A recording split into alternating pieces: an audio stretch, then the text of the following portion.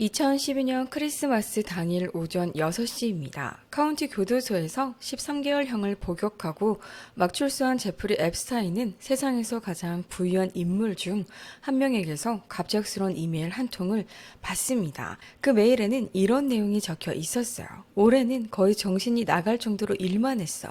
그래서 크리스마스가 지나 아이들이 집으로 돌아가면 생바르트나 다른 곳에서 제대로 파티를 즐기고 싶어. 조용하고 평화로운 섬은 내가 원하는 게 아니야. 2달 뒤 그는 다시 앱스타인에게 메일을 보냈죠. 이번에는 그 섬에서 가장 미친 파티가 열리는 밤이 언제인지 묻고 있어요. 이에 대한 답으로 앱스타인은 그를 데려오기 위해 헬리콥터를 보내주겠다고 제안했죠. 그 남자는 바로 일론 머스크입니다. 그리고 수년이 흐른 뒤 지구상에서 가장 부유한 사람이 된 그는 공개적으로 혐오감을 드러내며 이렇게 말합니다.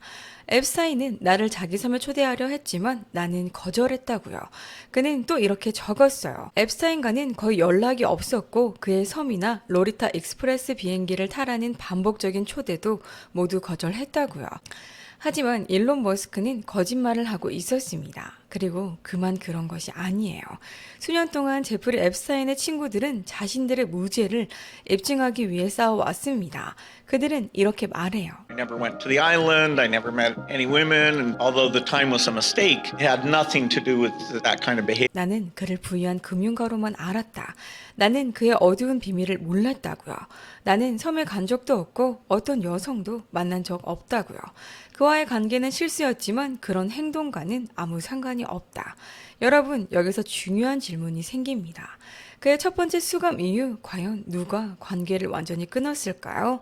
그리고 누가 그가 풀려나자마자 아무 일도 없었던 것처럼 다시 돌아와 그를 지지했을까요? 또 누가 그가 어떤 사람인지 알고 있었으면서도 끝까지 그의 내부 서클에 남아 있었을까요? 어떤 이는 이렇게 말합니다. 나는 가족 여행 중 배를 타고 가다 점심 한번 먹었을 뿐이다. 나는 숨길 것이 없다. 그런데 이제 상황이 달라졌어요. 앱스타인의 개인 컴퓨터 계정에서 나온 350만 개의 문서가 대중에게 공개되었어요. 그리고 우리는 마침내 이 모든 질문에 대한 답을 보게 될 겁니다. 그 답은 단순합니다. 거의 모두가 끝까지 그의 곁에 남아 있었습니다. 앱스타인이 전 세계 앞에서 성범죄자로 낙인 찍힌 이후에도 그의 삶은 거의 달라지지 않았습니다. 이 사건이 왜 이렇게 끝없이 회자되는지 이제는 다들 한 번쯤 궁금해하셨을 거예요. Are you still talking about Jeffrey Epstein? This guy's been talked about for years. 그런데 이상하게도 새로운 정보가 공개될 때마다 의문은 풀리기는커녕 더 쌓여갑니다. 퍼즐이 맞춰지는 게 아니라 오히려 조각이 더 늘어나는 느낌이에요. 우리는 이제 알고 있습니다. 지구상에서 가장 부유한 남자가 그의 섬에 가고 싶다며 애원했다는 사실을요. 전 백악관 법률 고문이 그의 비행기를 탔다는 것도 알고 있습니다. 그리고 전 이스라엘 총리가 관련 문서에 4,000번 이상 등장한다는 점도 확인됐어요. 하지만 더 중요한 질문은 이것입니다. 누가 남아 있었는가가 아니라 왜 남아 있었는가입니다. 이건 1990년대 초 뉴욕 파티에서 앱스타인과 사진 2번 찍은 정도의 이야기가 아닙니다. 그런 가벼운 인연 수준이 아니에요. 이건 전혀 다른 차원의 문제입니다. 우리는 이제 비교적 정확히 알고 있습니다. 누가 앱스타인과 가까웠는지, 누가 그의 전략을 짜고 계획을 세웠는지, 누가 그의 암호 같은 표현을 공유했는지를요. 동시에 이 문서들은 또 다른 사실도 드러냈죠. 앱스타인의 범죄가 우리가 처음 생각했던 것보다 훨씬 더 끔찍했다는 점입니다. 이건 짧은 인용문을 짜깁기 한 추측이 아니에요. 사진 몇 장을 연결해 만든 음모론도 아닙니다.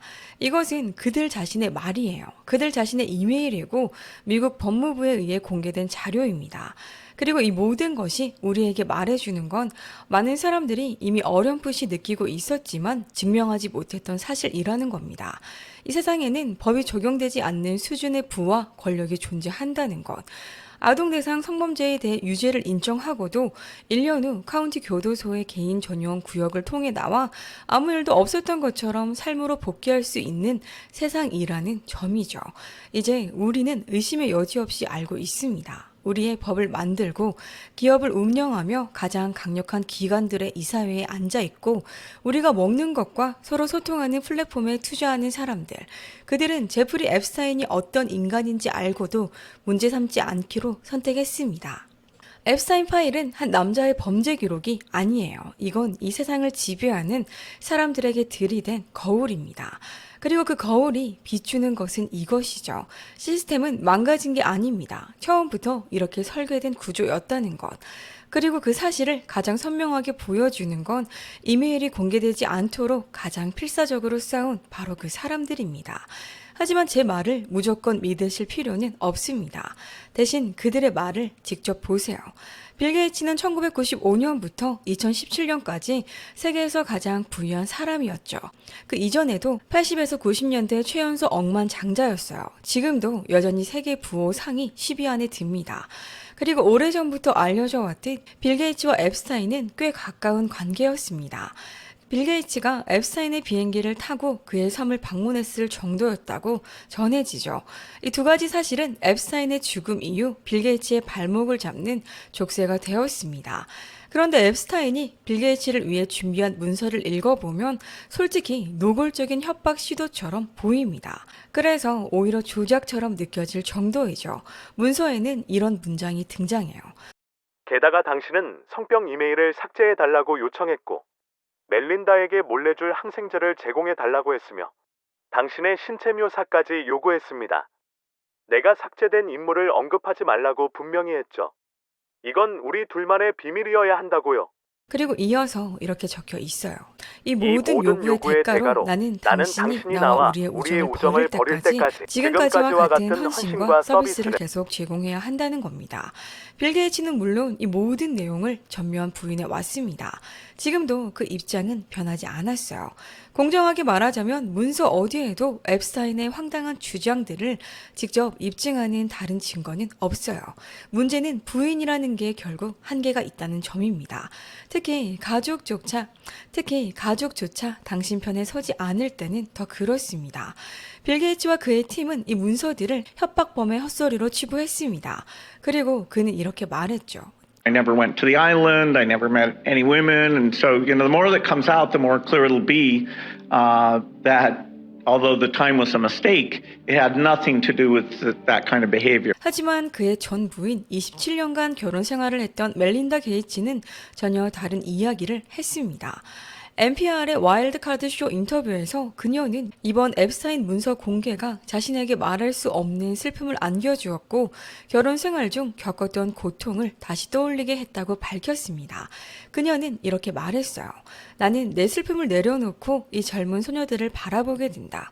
도대체 저 아이들에게 무슨 일이 있었던 걸까?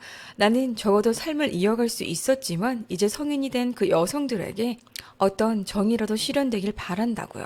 이 말이 무엇을 뜻하는지 이해하는 건 그렇게 어려운 일이 아닐 거예요. 하지만 빌 게이츠는 앱스타인의 삶에 남아 있었던 수많은 인물 중 단 한 명일 뿐입니다. 그들은 그가 자라는 사실을 알면서도 수년간 부끄럼 없이 그를 지지했습니다. 그리고 빌 게이츠만의 문제가 아니었어요.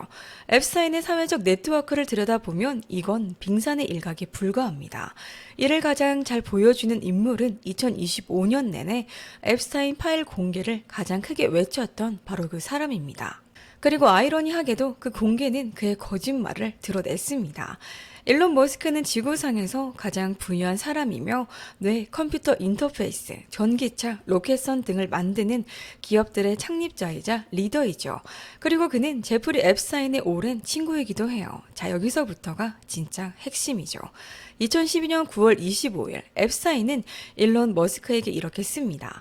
시간이 되면 카리브해에 있는 내 섬에 와. 친구든 친구들이든 데리고 와도 좋아 라고 말해요. 그러자 머스크는 이렇게 답하죠. 좋아 보이네. 한번 맞춰보지요. 앱스타인이 체포되고 사망한 이후 수년 동안 일론 머스크는 필사적으로 앱스타인과의 관계를 부인하려 했습니다. 2025년 9월 이 사건이 다시 수면 위로 떠오르기 시작하자 그는 이렇게 썼어요. 앱스타인은 나를 자기 섬에 가자고 했지만 나는 거절했다고요. 하지만 드러난 진실은 그가 수년간 주장해온 말과 거의 정반대였죠. 첫 연락이 오간 지 2달 후 머스크는 앱스타인에게 이메일을 보내 섬에서 가장 미친 파티가 열리는 날이 언제인지 묻는다고 해요. 그는 제대로 놀고 싶다며 조용한 섬 경험은 원하지 않는다고 말하고 파티가 예정돼 있는지까지 묻죠. 이에 앱스타인은 그를 데리러 헬리콥터를 보내주겠다고 제안합니다.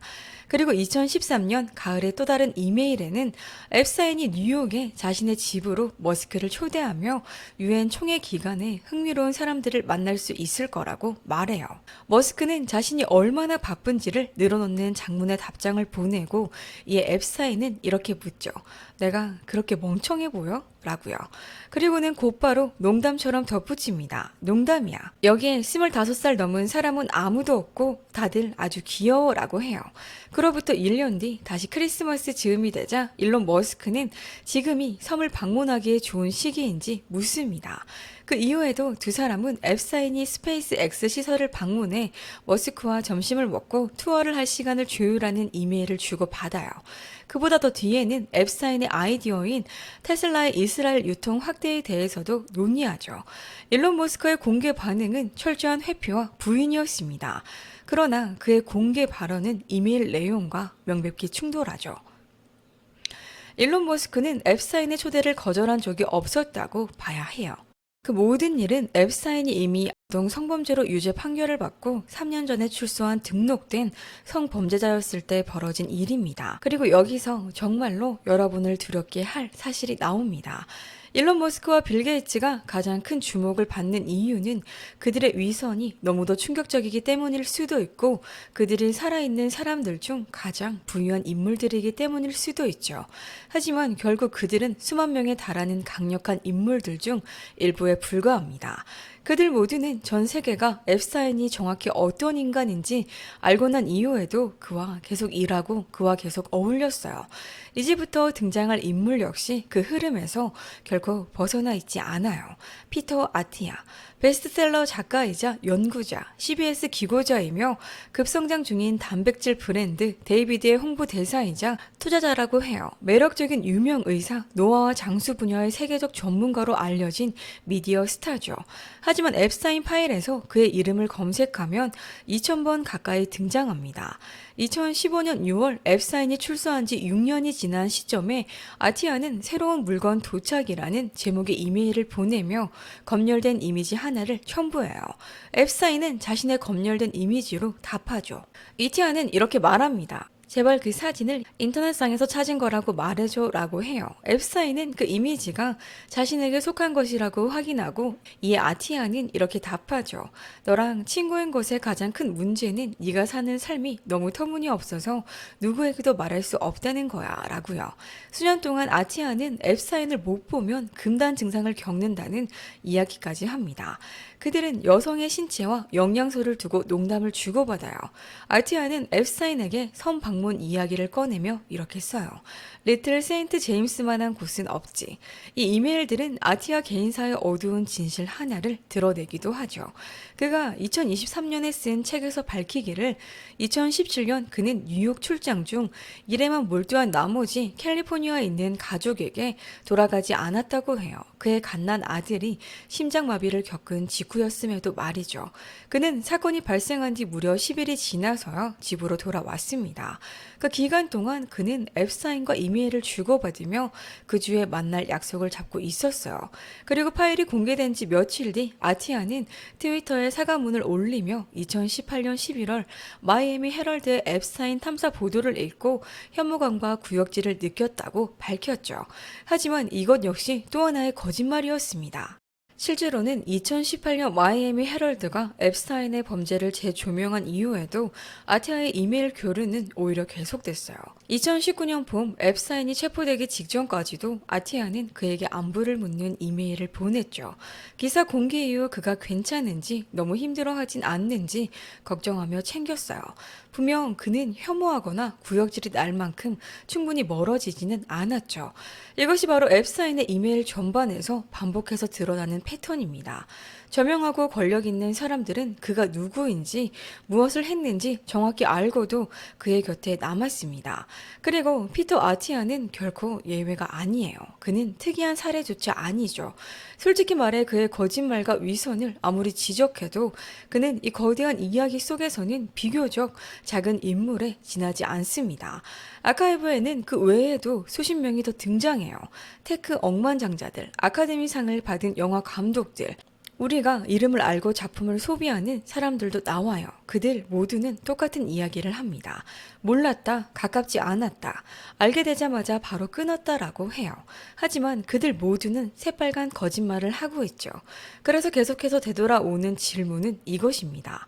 도대체 그들에게 무슨 이득이 있었던 걸까? 왜 그렇게 위험한 인물 곁에 남아 있었을까?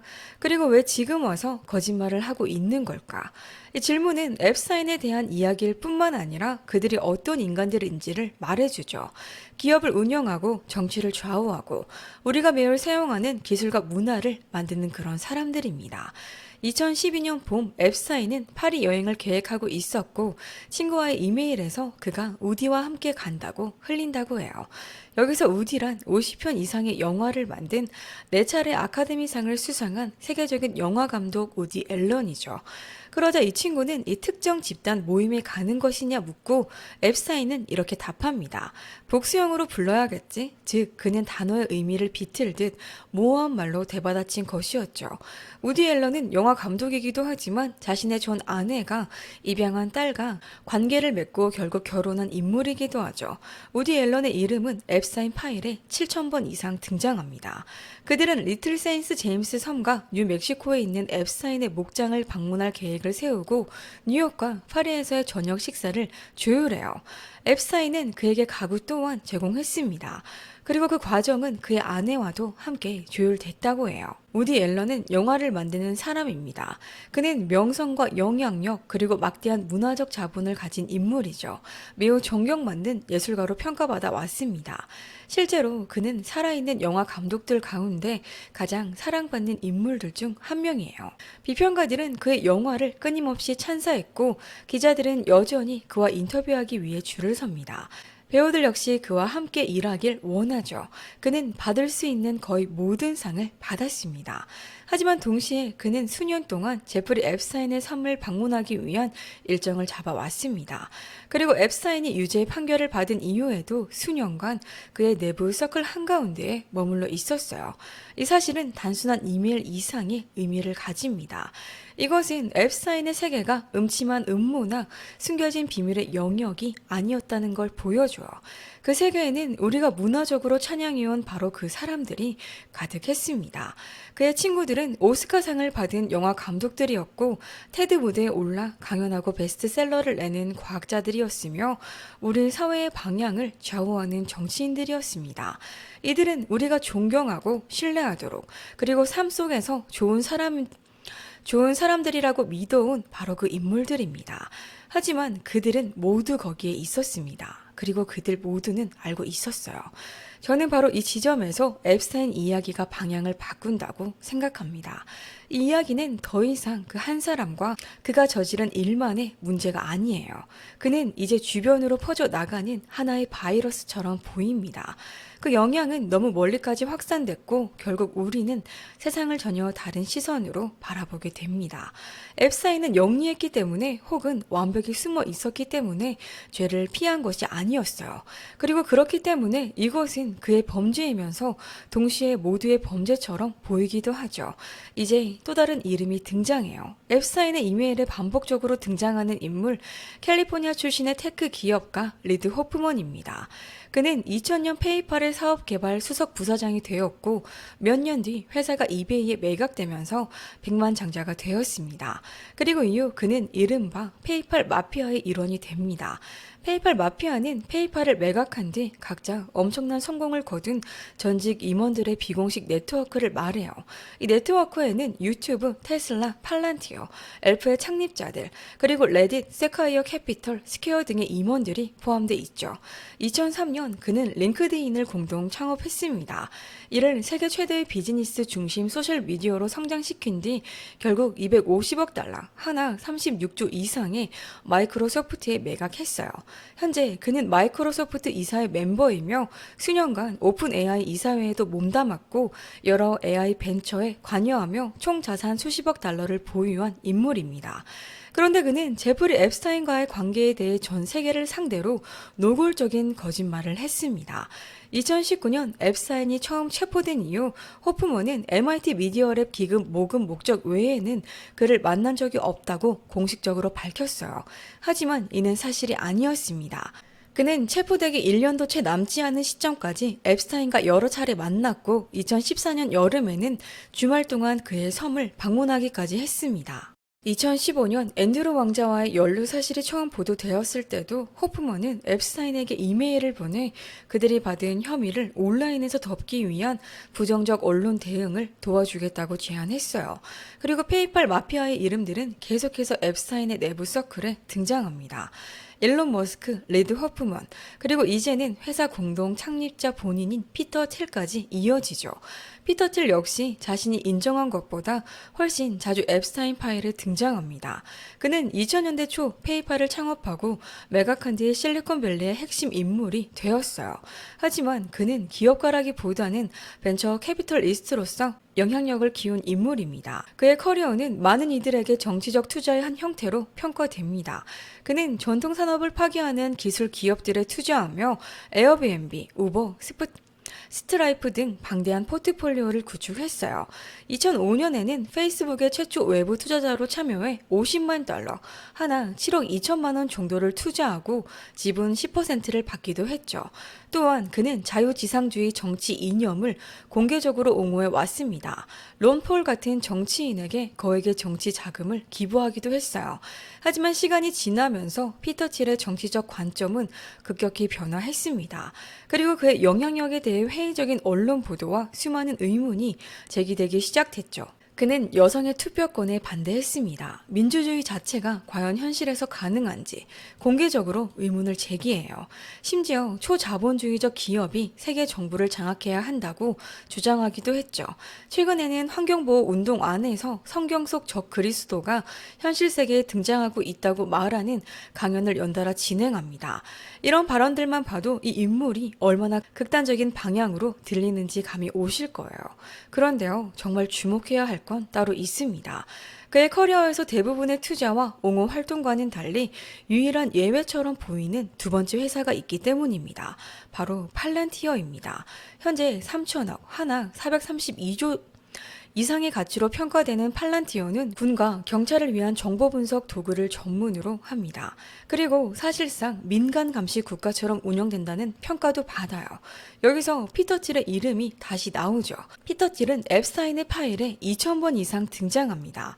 2010년대 전반에 걸쳐 수차례 점심, 회의, 방문 기록이 남아 있어요. 그런데 틸은 이 관계를 미친 네트워커와의 사소한 접촉 정도였다고 주장하죠. 하지만 이후 드러난 기록은 전혀 다른 이야기를 합니다.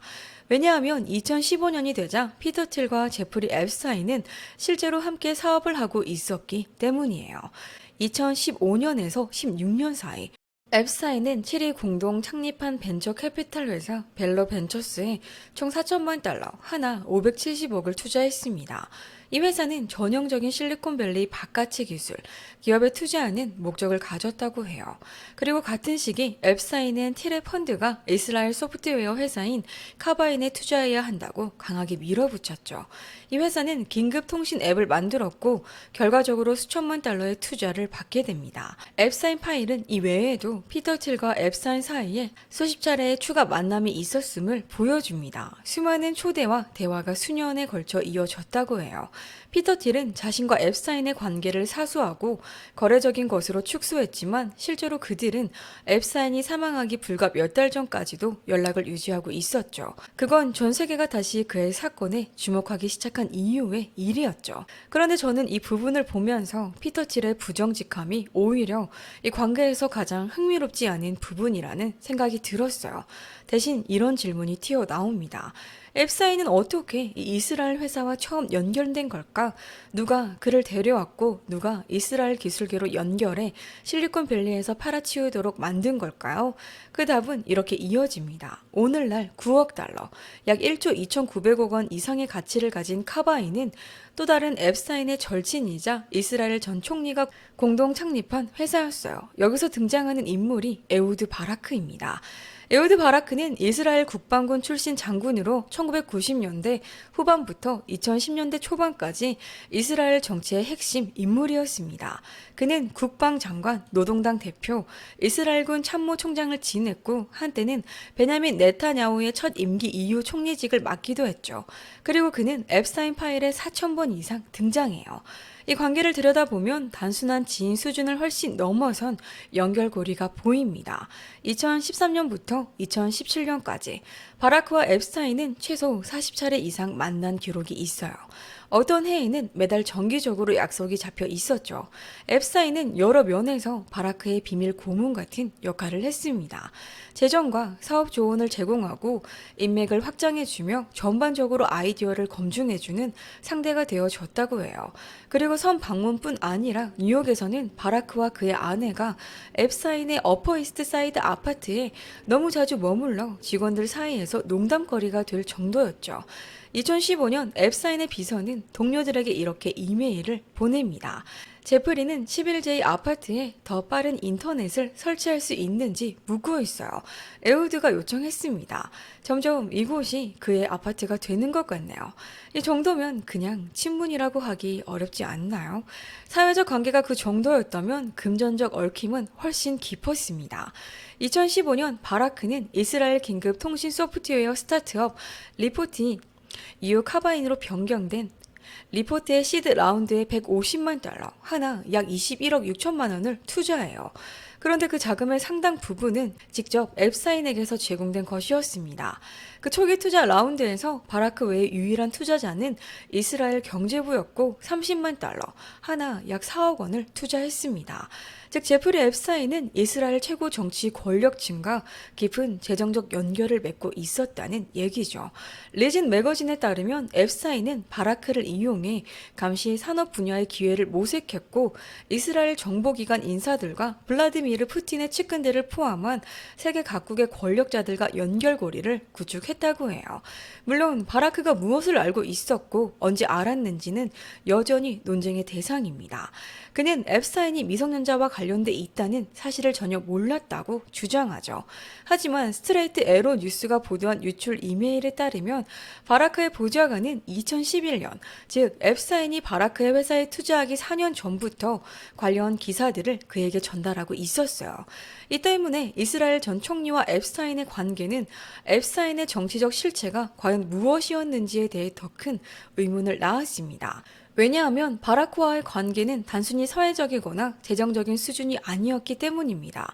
앱스타인은 그를 집에 상시로 초대했을 뿐 아니라 이란의 핵 농축 문제를 어떻게 다뤄야 하는지, 시리아에 대한 군사 행동을 어떻게 추진해야 하는지까지 정치적 조언을 하고 있었어요. 그들은 친구이자 사업 파트너였을 뿐 아니라 앱스타인은 분명한 정치적 의지를 가지고 영향력을 행사하고 있었던 겁니다. 하지만 이야기는 에우드 바라크에서 끝나지 않습니다. 솔직히 말해 그는 시작에 불과해요. 그리고 이제 다음 이름이 나옵니다. 하워드 루트닉은 미국의 억만장자 사업가입니다. 현재는 미국 상무부 장관이에요. 이 직책은 대통령 권력 승계 서열 상위 10위 안에 드는 자리라고 알려져 있죠. 그는 미국의 산업과 비즈니스 전반에 대해 대통령에게 자문하는 위치에 있습니다. 그리고 또 한 가지, 그는 수년간 제프리 앱스타인의 이웃이기도 했어요. 여기서부터 분위기가 확 바뀝니다. 2025년 10월 앱스타인 사건이 다시 격화되자 루트닉은 공식적으로 입장을 밝혔어요. 2005년 이후 앱스타인과 단 한 번도 만나거나 대화한 적이 없다고 해요. 그는 그 말을 뒷받침하는 이야기까지 덧붙였죠. 2025년 10월 뉴욕 포스트 인터뷰에서 루트닉은 2005년 뉴욕에서 이웃이었을 당시 앱스타인과 앱스타인과 관계를 끊었다고 말합니다. 그는 앱스타인이 자신의 아내와 함께 맨해튼 타운하우스를 구경시켜주며 마사지 룸을 보여줬다고 설명해요. 그리고 그때의 장면을 이렇게 전하죠. 로트닉은 집 한가운데에 마사지 테이블이라니 얼마나 자주 마사지를 받냐고 물었죠. 라고 말했다고 합니다. 앱스타인은 매일 마사지를 받는다고 답했다고 해요. 그리고 그뒤 가까이 다가와 제대로 된 마사지를 받는다고 말했다고 하죠. 루트닉은 그 집을 나와 자기 집까지 8걸음밖에 안 되는 거리에서 아내와 함께 결심했다고 말합니다. 그런 혐오스러운 인간과 다시는 같은 공간에 있지 않겠다고 했어요. 하지만 문제는요, 현실이 달랐다는 겁니다. 새로 공개된 파일에 따르면 하워드 루트닉은 거짓말을 했습니다. 2012년 그는 아내와 아이들을 데리고 앱스타인의 섬을 방문했어요. 그 방문은 점심 식사로 묘사됐습니다. 그는 이렇게 말해요. Had lunch on the island. That is true for an hour, and we left with all of my children, with my nannies and my wife all together. We were on family vacation. We were not apart. To suggest there was anything untoward about that in 2012, I don't recall why we did it. 더 많은 문서는 그들의 사업 관계이기도 했음을 보여줍니다. 2012년 12월 28일 루트닉과 앱스타인은 각각의 LLC를 대표해 현재는 폐업한 광고 회사 지분을 취득하는 계약에 서명했어요. 계약서에서 앱스타인과 루트닉의 서명은 서로 이웃한 페이지에 있습니다. 문서에는 총 9명의 주주가 기재돼 있었죠. 앱스타인 아카이브는 그들이 2018년까지 서로 이메일을 주고받았음을 보여줘요. 지금 미국 정부에서 가장 고위급에 속하는 인사가요. 산업 규모의 아동 성매매 조직을 운영하던 억만장자와의 연락을 유지하면서 그 관계를 전 세계에 대놓고 거짓말한 겁니다. 그는 그를 알았다는 사실뿐 아니라 그와 휴가를 보냈고 사업 거래를 했다는 사실까지 모두 숨겼어요. 그리고 이 모든 일은 전 세계가 앱스타인이 정확히 어떤 인간인지 이미 알고 난 이후에 벌어진 일이었죠. 그래서 우리는 지금 그 추악한 현실을 보고 있습니다. 기업가, 예술가, 유명인 등 이 모든 사람들이 앱스타인과의 관계에 대해 얼마나 뻔뻔하게 거짓말을 해왔는지 말이에요. 그들이 그를 얼마나 잘 알았는지 그와 무엇을 했는지에 대해서요. 그리고 가장 미친 부분은 이것입니다. 아직 끝나지도 않았습니다. 이제부터가 더 나온다는 뜻이에요. 우리 모두 알고 있듯이 엘리자베스 여왕의 아들이자 영국 왕실의 앤드루 왕자는 앱스타인의 가장 충성스러운 측근들 중 하나였다고 알려져 있습니다. 했다는 의혹 때문에 사실상 형사적으로 유죄 판결을 받은 것이나 다름없는 수준까지 갔다는 평가도 나와요. 심지어 영국 국왕조차도 자기 형제를 상대로 경찰 수사에 협조할 준비가 되어 있다고 성명을 낸 바가 있습니다. 게다가 이제는 앱스타인의 집에서 그가 여성들과 함께 있는 사진, 그리고 바닥에 누워있는 여성 위로 몸을 웅크리고 있는 사진까지 공개됐습니다. 그런데 앱스타인은 단지 상징적인 왕자와만 친구였던 게 아니라고 해요. 실제 파일 전반을 보면 현직에 가까운 영국 정치인들도 곳곳에 등장합니다. 피터 맨델슨 전 EU 집행위원, 하원 의원, 노동당 내각 장관, 영국의 주미대사, 그리고 토니 블레어의 핵심 보좌관인 피터 맨델슨은 파일 곳곳에 수천 번 등장합니다. 앱스타인의 2003년 생일책, 대통령 트럼프의 악명 높은 그림이 들어있던 그 책에는 피터 맨델슨의 메모도 포함되어 있다고 해요. 그 메모에는 앱스타인을 자신의 베스트 8이라고 부르는 문구와 앱스타인이 데려오는 흥미로운 친구들을 언급하는 내용이 담겨 있어요. 그런데 여기서 끝이 아닙니다. 그들이 주고받은 게 작은 웃음과 농담이 담긴 이메일뿐이 아니었다고 해요. 맨델슨은 그 시기에 실제로 공직에 있던 인물이었습니다. 그리고 더 많은 이메일이 공개되면서 그가 영국 정치 동향과 관련된 기밀 정보를 불법적으로 제프리 앱스타인에게 보내고 있었다는 사실이 드러났죠. 새로운 세금 정책을 놓고 앱스타인에게 글을 쓰면서 그는 자신과 앱스타인이 함께 작업하고 있던 은행가들의 세금을 낮추는 이해관계를 위해 자기 정부를 상대로 로비하겠다고 약속했다고 해요. 또 2010년에는 다음날 예정된 5천억 유로, 하나 848조 규모의 구제금융에 대해 앱스타인에게 사전 정보를 제공하기도 했습니다. 그리고 앱스타인의 문서에는 그가 맨덜슨과 그의 남편에게 10만 달러, 약 1억 4천만 원에 육박하는 가치의 지급을 보낸 기록도 남아 있었죠. 이 문서들이 공개된 이후 맨덜슨은 나라를 배신한 인물로 낙인 찍혔다고 해요. 그리고 런던 메트로폴리탄 경찰이 공직 비위 혐의로 형사수사를 진행하게 됐습니다. 즉 앱스타인은 여러 외국 정부 내부에 특권적 정보를 보내주는 인맥을 확보하고 있었다는 거죠. 이스라엘의 불명예스러운 전 총리는 앱스타인을 새 대륙을 가로지르는 그림자 외교관이자 해결사로 활용했다고 합니다. 또 영국 현대사 최악의 금융위기 기간에 현직 영국 내각 장관이 그에게 기밀 경제 정보를 유출하기도 했습니다. 이건 사극의 인맥 이야기가 아닙니다. 이건 돈, 정보기관, 권력의 교차점에서 움직이던 남자의 관계입니다. 그런데 이야기는 더 깊어지기까지 합니다. 여기서 아리안드 로스차일드가 등장합니다. 1990년대 로스차일드 가문과 혼인한 그녀는 프랑스의 은행가이며 로스차일드 가문의 분파로 수세기 동안 유럽 전역에 금융을 지배해온 세계에서 가장 영향력 있는 가족 통제 금융기관으로 자리 잡은 에드몽드 로스차일드 그룹의 현 CEO라고 해요. 아리안 본인의 자산은 약 50억 달러, 약 7조 2천억 원으로 추정돼요. 그녀는 앱스타인을 단지 평범한 업무 관계에서만 알았다고 주장해 왔다고 합니다. 하지만 문서들은 2013년부터 2019년까지 그녀가 그와 수십 차례의 개인적 만남을 가졌고 또 그에게 2,500만 달러, 하나 360억 규모의 컨설팅 계약을 지급했으며 또한 그가 어시스턴트를 찾도록 도와주었다는 사실을 드러냈다고 해요. 많은 매체들은 이 어시스턴트가 타는 암호였다고 보고 있습니다. 권력의 자리에 있는 다른 수많은 인물들도 앱스타인 파일에 등장하면서 퍼즐 조각을 더합니다.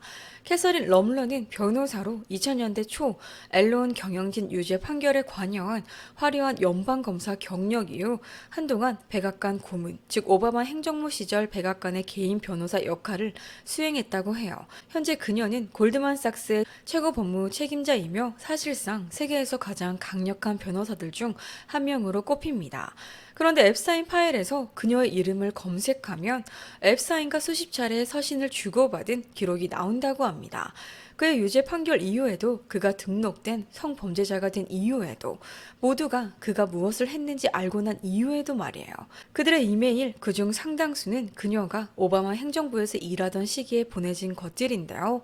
그 내용은 앱스타인이 그녀가 자신의 비행기를 타고 섬을 방문하도록 일정을 잡는 장면을 보여준다고 해요. 그가 그녀에게 수만 달러 상당의 선물을 보내고 함께 그의 신체 부분에 대해 농담을 나누는 내용도 나온다고 합니다. 이 사람은 미국 대통령의 전직 최고 변호사입니다. 그녀의 경력 전체는 법과 윤리적 판단 위에 세워진 것처럼 보였죠. 그런데 그런 사람이 유죄 판결을 받은 자와 아무렇지도 않게 어울리고 있었던 겁니다. 여러분, 여기까지 오면 이 상황이 거의 우스꽝스럽게 느껴질 지경입니다. 수년 동안 우리는 어쩌면 앱스타인에 대한 호기심이 실제 진실보다 더 자극적일지도 모른다고 생각해 왔습니다. 그러니까요. 그래요. 그는 분명 성범죄자였죠. 하지만 그렇다고 해서 곧바로 들을 죽이는 억만장자, 괴짜들이 모인 비밀 범죄 카르텔을 운영했다는 식의 이야기까지는 과장 아니냐는 반응이 많았어요. 그런데 이메일이 공개된 이후 상황은 완전히 달라졌죠. 드러난 진실은 사람들이 처음에 상상했던 것보다 훨씬 더 충격적이었고 솔직히 말해 상상을 뛰어넘는 수준이었어요. 앱스타인은 거의 초현실적이라고 느껴질 만큼 상상을 뛰어넘는 어두운 면을 드러내고 있었습니다. 사람들이 차라리 지어냈다고 믿고 싶을 법한 내용들까지 실제 기록 안에 담겨 있어요. 예를 들어 로스차일드 가문이 앱스타인을 고문계약 형태로 붙잡아 두고 있었다는 정황 같은 이야기요. 또 우디 앨런과 함께 이른바 컨벤션에 있었다고 읽힐 수 있는 대화까지 등장하죠. 이야기는 여기서 멈추지 않습니다. 계속 이어지고 또 이어지고 끝이 보이지 않아요. 이 영상을 조사하는 건 마치 바다를 마시려는 것 같았습니다. 모든 인물을 찾았다고 생각할 때마다 더 많은 사람이 나왔고 그들이 한 일을 다 알아냈다고 생각할 때마다 또 더 많은 것이 나왔죠. 그래서 앱스타인 사건은 절대 죽지 않을 사건처럼 느껴져요. 지금도 300만 개의 문서가 공개된 이후에도 정부가 추가로 250만 개를 더 보유하고 있으면서 그것을 공개하지 않을 것이라는 사실을 우리는 이미 알고 있습니다. 그들이 무언가를 조금씩 내놓을 때마다 우리는 해답이 아니라 오히려 더 많은 질문을 떠안게 되죠. 우리는 이제 제프리 앱스타인이 삶의 마지막 10년을 누구와 함께 보냈는지, 그의 범죄가 세상에 알려진 이후에도 누가 그를 받아들였는지를 알고 있습니다. 하지만 그게 끝이 아닙니다. 어쩌면 이제 시작일지도 몰라요. 물론 앱스타인이 부자이고 권력 있는 친구들을 가졌다는 사실만으로 모든 것이 증명되는 것은 아닙니다. 하지만 지금 공개된 이메일들에는 상상하기조차 힘든 범죄를 묘사하는 내용들이 더 많이 담겨 있습니다.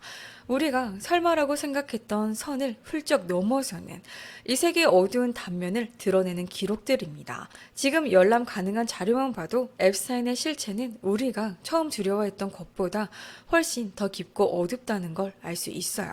수십 년 동안 우리 사회는 부와 권력을 가진 자들이 문을 닫아 걸고 은밀한 의식을 버리는 비밀 엘리트 모임이라는 개념에 집착해 왔습니다.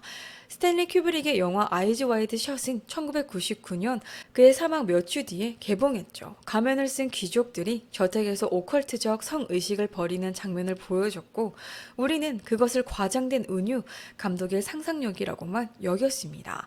부와 타락을 극단으로 밀어붙인 영화적 장치일 뿐이라고 생각했죠. 그런데 지금 그 영화가 다시 언급되고 있습니다. 앱스타인 파일이 공개되면서 그것을 단순한 픽션으로 치부하기 어려워졌기 때문인데요. 가면 파티, 불법 이동된 여성들, 너무 깊이 들여다보는 사람은 침묵당할 거라는 암시, 그리고 보통 사람은 결코 볼 수 없는 규칙으로 움직이는 세계. 이제 그것은 더 이상 영화 속 이야기처럼 느껴지지 않습니다. 오히려 현실이 훨씬 더 잔혹해 보여요. 아이즈 와이드 셧은 한 저택에서의 하룻밤, 소수의 인물들만을 보여줍니다. 하지만 앱스타인 아카이브는 수십 년에 걸쳐 여러 대륙에 걸쳐 서구 세계 권력의 거의 모든 축을 가로지르는 구조를 보여줍니다. 그리고 우리는 그것이 얼마나 노골적으로 작동했는지도 보게 되죠. 왜냐하면 이들은 단순한 부자들이 아니기 때문입니다. 우리가 어떤 기술을 쓰는지, 어떤 회사에서 일하는지, 어떤 법이 통과되는지, 어떤 전쟁이 벌어지는지, 어떤 정보를 접하고 어떤 정보는 차단되는지를 결정하는 사람들입니다. 상무부 장관, 세계 최고 부호, 링크드인 창립자, 차세대 AI를 만드는 인물들, 대통령과 총리에게 조언하는 사람들, 엘리트 중에 엘리트입니다. 그 위에는 거의 아무도 없을 겁니다. 그리고 저도 압니다. 정부는 오랫동안 우리에게 말해왔어요. 여기엔 특별한 게 없다고요. 앱스타인은 병든 범죄자 중 한 명이었고 맥스웰이 유일한 공범이었으며 공모자는 없었다고요. 음모론은 과장이고 의심은 편집증이라고 말해왔습니다. 그런데 문서를 계속 읽다 보면 두바이의 어떤 억만장자가 나는 비디오가 좋다고 쓴 이메일을 보게 됩니다. 나이 10일이라는 캡션이 달린 검열된 이미지가 등장하죠. 피자와 포도소다를 언급하며 아무도 이해하지 못할 농담을 주고받는 대화도 나옵니다. 그리고 그는 이스라엘, 영국, 미국 정치인들과 그 보좌진들, 민주당과 공화당 인사들 모두와 사업 관계를 맺고 있었습니다. 모사드, 유대인 우월주의, 아이들을 게임에 중독시키는 방법, 완벽한 아기를 번식시키는 구상, 젊은 남성들을 환멸과 극단주의로 밀어넣는 전략까지 언급됩니다. 그리고 마침내 우리는 정부가 뭐라고 설명하느냐가 아니라 실제 파일 안에 무엇이 들어있는지를 직접 보게 되었죠. 그건 단순히 불쾌한 수준이 아닙니다. 단순히 나쁜 이야기만이 아니었죠.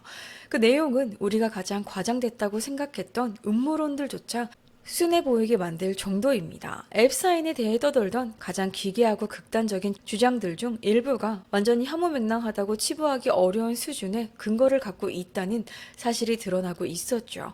그래서 지금까지 나온 내용만으로도 불편함을 느꼈다면 앱스타인이 어떤 사람인지 알면서도 그의 곁에 남아있던 부유하고 영향력 있는 인물들의 목록이 두렵게 느껴졌다면 우리는 아직 가장 어두운 지점에는 도달하지도 못했습니다.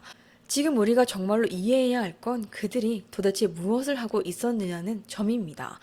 앱스타인의 목적은 무엇이었는지, 왜 지구상에서 가장 강력한 사람들이 그를 쉽게 끊어내지 못했는지 생각해 봐야 해요. 왜 정부는 그가 수십 년 동안 활동하도록 사실상 방치했는지요. 왜 그의 네트워크는 정보기관과 정치운동 깊숙한 곳까지 뻗어 있었는지도요. 그리고 왜 이 모든 일이 대낮에 모두가 보는 앞에서 가능했는지도요. 왜냐하면 어쩌면 이것이야말로 이 세계가 실제로 작동하는 방식일지 모르기 때문입니다. 여기에는 규칙이 더 이상 적용되지 않는 수준의 부와 권력이 존재해요. 수십 년 동안 우리 사회는 권력의 최상층에 자리한 어둠에 집착해 왔습니다. 우리는 권력과 통제가 진짜로 무엇을 의미하는지 상상하며 책을 쓰고 영화를 만들어 왔어요. 이건 과거의 이야기가 아닙니다. 지금 우리가 살고 있는 현재의 이야기예요. 이 세계와 그것을 통제하는 사람들을 향해 들이대는 거울 같은 이야기이죠. 그리고 이 이야기는 사람을 구역질나게 만들 만큼 불편해요. 온라인 제보자 중 한 명은 1995년부터 1996년 사이 캘리포니아 렌초 팔로스 베르데스의 트럼프 골프 코스에서 성매매 조직의 피해자이자 목격자였다고 주장했습니다. 그는 길레인 맥스웰이 성파티의 마담이자 중개인이었고 그 고객 중에 앱스타인과 로빈 리치, 도널드 트럼프가 있었다고 말했다고 해요. 집단 성관계에 참여했고 일부 소녀들이 실종되거나 되어 시설에 묻혔다는 소문도 들었다고 밝혔습니다. 또 당시 트럼프의 보안 책임자로부터 그곳에서 본 일에 대해 입을 열면 다른 소녀들처럼 골프장 뒤쪽 홀에 비료가 될 것이라는 협박을 받았다고도 했어요. 이 제보 역시 앱스타인 파일에 실제로 존재하는 문서입니다. 하지만 문서가 존재한다고 해서 그 내용이 사실이라는 뜻은 아니에요. 해당 트럼프 골프 코스는 2006년에 개장했으니 제보 시점과 맞지 않는 부분도 있습니다. 이 이야기가 벌어졌다고 주장되는 시점보다 10년 뒤의 일입니다. 앱스타인 파일에는 300만 개가 넘는 이미지, 문서, 영상이 포함되어 있고 FBI가 받은 거의 모든 제보, 확인 여부와 관계없이 그 모든 내용이 담겨 있습니다. 만약 그 모든 내용이 사실이라면 이 세계는 억만장자와 대통령들이 요트 위에서 희생시키는 신화 속 악마 같은 존재들이 현실이 된 끔찍한 세상일지도 몰라요. 예를 들어 이런 내용도 있습니다. 요트에서 절단되고 내장이 제거되며 사람들이 먹는 장면을 목격했다.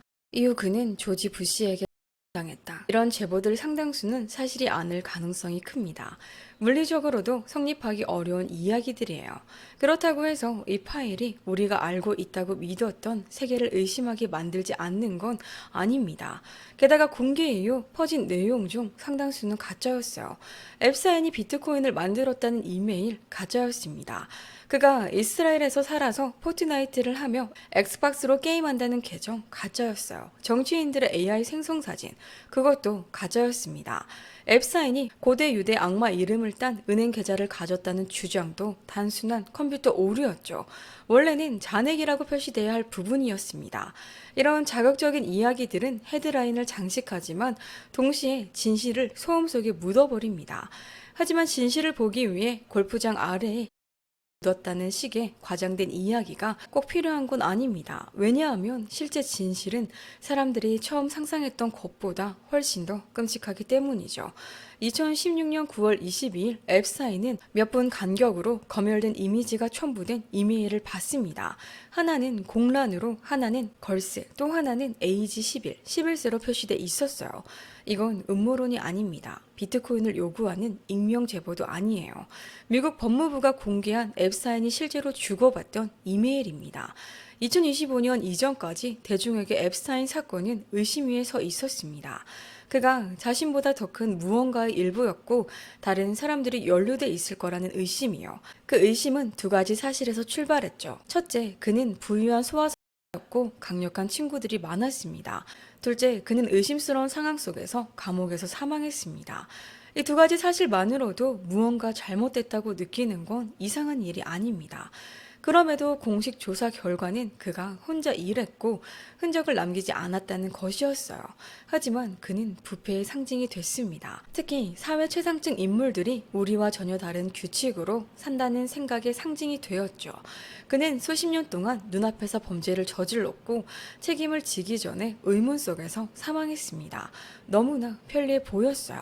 마치 진실이 그와 함께 묻히길 바라는 누군가가 있는 것처럼요. 하지만 진실은 죽지 않았습니다. 천천히 증거가 나오기 시작했어요. 그리고 그 진실은 우리가 상상했던 것보다 더 나빴습니다. 처음엔 작은 그림, 메모, 내부 농담 같은 조각들이었죠. 그 조각들은 이렇게 말하고 있었습니다. 앱스타인은 성의 사실을 숨긴 게 아니라 주변 사람들이 알고도 신경 쓰지 않았다는 것. 그리고 마침내 수년간의 압박 끝에 앱스타인의 컴퓨터에서 300만 개의 문서가 공개됐습니다. 그리고 그것은 그가 어떤 범죄도 빠져나간 적이 없다는 걸 보여줬어요. 그는 처벌을 피했을 뿐 아니라 계속 활동했고 동시에 전 세계 억만장자와 정치인, 사상가들과 친분을 쌓았습니다. 2009년 4월 24일 여전히 감옥에 있던 앱스타인은 한 친구에게 이메일을 보냈습니다. 어디 있어? 괜찮아? 나는 그 영상을 정말 좋아했어. 그 수신자는 DP월드라는 해운회사를 운영하는 CEO 술탄 아크만 빈 살람이었습니다. DP월드는 매년 7천만 개 이상의 컨테이너를 처리하는 글로벌 해운 기업입니다. 전 세계 해운 물동량의 약 10%를 다룰 정도로 어마어마한 규모의 기업이었죠. 그의 형제 무함마드 빈 살람은 FIA, 포뮬러 1 자동차 경주의 통치 기구인 FIA 회장이자 UAE 국부펀드 이사회 인물이었어요. 두바이에서 가장 강력한 인물 중 하나였죠. 이건 단순한 이메일 교환이 아니었어요. 2016년 앱스타인은 리틀 세인트 제임스 옆 레이트 세인트 제임스를 산란명의 지주회사로 2,200만 달러, 하나 317억에 매입했습니다. 당시 앱스타인은 성범죄자라는 이유로 과거에 입찰이 거절되자 산람의 이름으로 지주회사를 만들어 그 섬을 매입한 거였죠. 그들 사이의 다른 이메일에는 영상 링크 공유와 정치에 대해 논의하는 내용도 나옵니다. 살람은 이렇게 쓰기도 했죠. 우크라이나 여성과 몰도바 여성이 도착했다. 몰도바 여성은 사진만큼 매력적이지 않아 실망이다.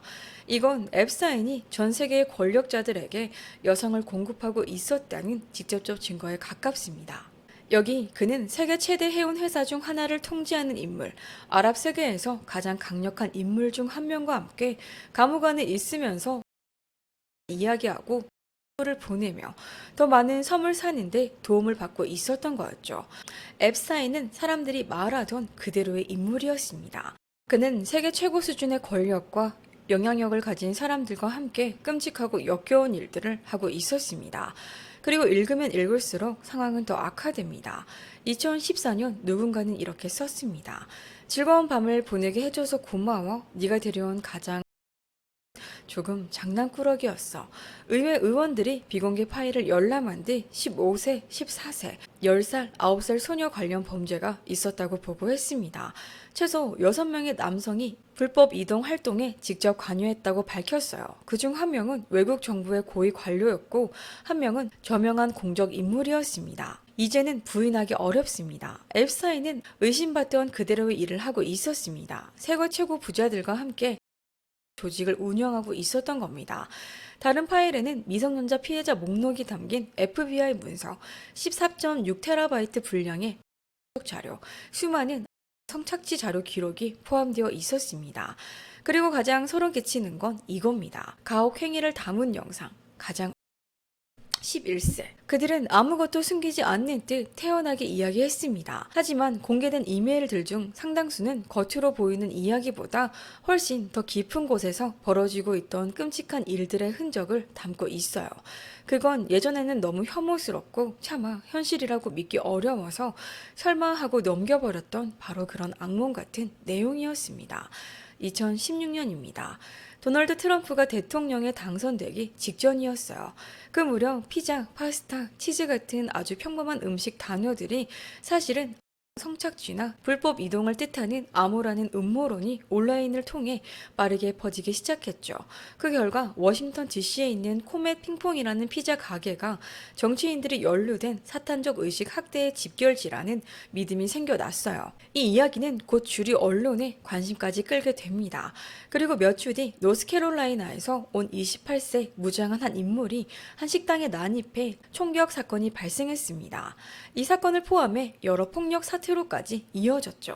하지만 결국 피자게이트 이야기에서 실질적인 증거는 단 하나도 나오지 않았습니다.